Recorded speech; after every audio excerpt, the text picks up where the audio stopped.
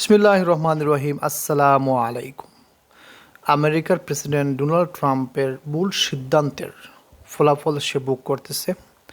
এর ফলাফল হিসাবে আমেরিকার স্টক মার্কেট ক্রাশ করছে এবং শুধু আমেরিকা না, পুরো পৃথিবীতে এর প্রভাব পড়তে শুরু করে দিয়েছে এবং এটা অবধারিত ছিল।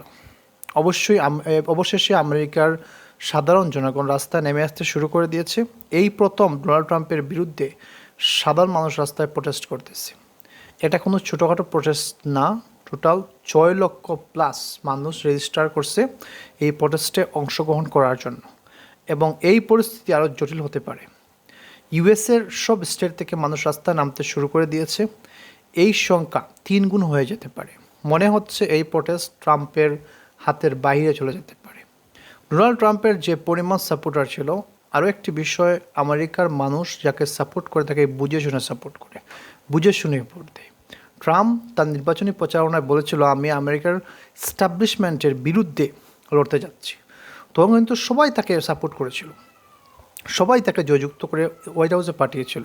কিন্তু মাত্র 74 দিনের শাসন আমলে সে কিন্তু ইউএসের ইকোনমিকে পুরো একদম উলটপালট করে দেয়। টোটাল $5 ট্রিলিয়ন স্টক মার্কেট দেখে একদম হাওয়া হয়ে যায়, বাইপ আউট হয়ে যায়।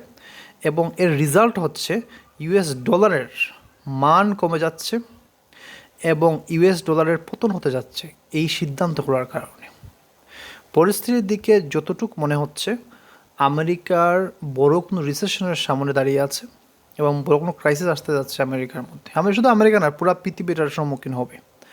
মানুষ শুধু ট্রাম্পের বিরুদ্ধে রাস্তায় নামে নাই, তারা ইলন মাস্কের বিরুদ্ধেও কিন্তু প্রোটেস্ট করতেছে। কারণ ইলন মাস্ক অলরেডি ইউএসএআইডিকে বন্ধ করে দিছে, সেখান থেকে হাজার হাজার কর্মী লে আউট হয়ে গেছে, ওদেরকে বের করে দিছে। এটা কিন্তু একটা সমস্যা এবং সে আরও বন্ধ করতে যাচ্ছে, বিভিন্ন জব কাট করতেছে। সেই জন্য মানুষ ইলন মাস্কের বিরুদ্ধেও কিন্তু প্রোটেস্ট করতেছে। আজ এ পর্যন্তই। আসসালামু আলাইকুম।